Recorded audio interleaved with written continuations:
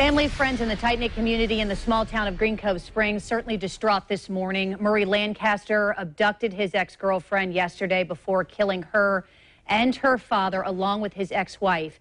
Lancaster eventually killed himself. So he was ordered to appear in court yesterday afternoon at 2:30 to answer to a battery charge. He was accused of that, committed against his ex-girlfriend, Valorie Short. The sheriff said that court hearing may have been a trigger. Short had a no-contact order against him, also known as a restraining order. Friends tell us that she had grown fearful of him. Joining me now to discuss these no-contact orders and really the process that domestic violence victims must go through is local defense attorney Randy Reeb.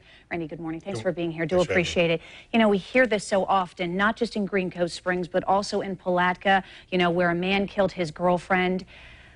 It just... What do? You look at a restraining order. Both of them had these in this case, and it's hard to think that it's not really worth more than a piece of paper.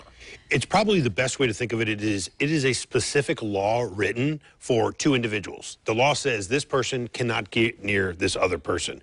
If they violate that, then they can be prosecuted for its own crime. But yes, it's not an umbrella or anything put over the complainant, the person seeking the order, to protect them. Well, it's interesting because I think there's an assumption you have to, in order, and let's talk a little bit of background, because those who maybe have not been the victim of domestic violence don't understand how it works. But the reality is that you as a victim go before a judge, you make this sort of plea, hey, I'm afraid for my life. He has to kind of weigh the decisions as to whether or not there's enough evidence and can order something like this, correct? There are actually three different types, right. But the ones we're talking about is an order of protection against repeat violence domestically. And you go and you make a petition and you get a temporary injunction, and then a court has a hearing. It's important to understand that the judges have this very difficult thing to, one, not interject themselves into otherwise family law matters. They can be emotional. They can be, and sometimes they're not brought with maybe the most truthful of allegations. On the other hand, these kind of things result.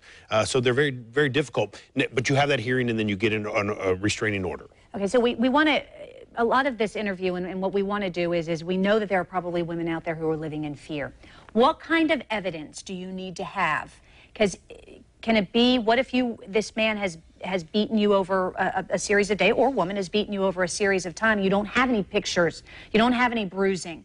Can you use text messages, voice messages, voicemail messages? And one, it's not required. Two, we're seeing a lot more men petition for them as well. And three, it is not a beyond a reasonable doubt standard like you'll see in a criminal court. It is a preponderance of the evidence. Is it more likely than not that this occurred? And if you're a judge wearing that robe and carrying that very, very heavy burden, you're going to side generally on the side of the person petitioning it, because other than removing somebody's ability to have a firearm, there really is no impact other than keeping two people apart. So you don't have to have, as a victim, you don't have to have any kind of proof that this is happening. Just your words. Could be enough. Could be enough. Could be enough. Okay, so let's say that you have one.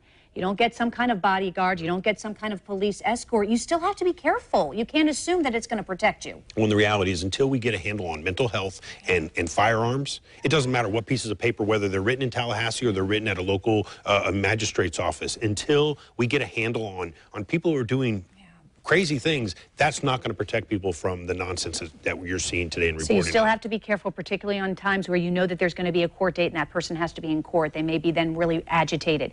Let's say you have the restraining order then, or the no contact order, and that person tries to reach you. Like we understand that Valorie Short, that Murray Lancaster had been reaching out to her, had called her several times. Is that enough to go back and put him in jail and argue before a judge? It is absolutely enough. And keep in mind the difference between a no-contact order that comes out of a bond and a restraining order. A restraining order, though, is its new violation of a first-degree misdemeanor. The other gentleman you're reporting on in Putnam County, the list you gave, he actually was violating those injunctions. Those are the things that he actually has a criminal history for, was a specific law written against him saying don't go there, and he did that.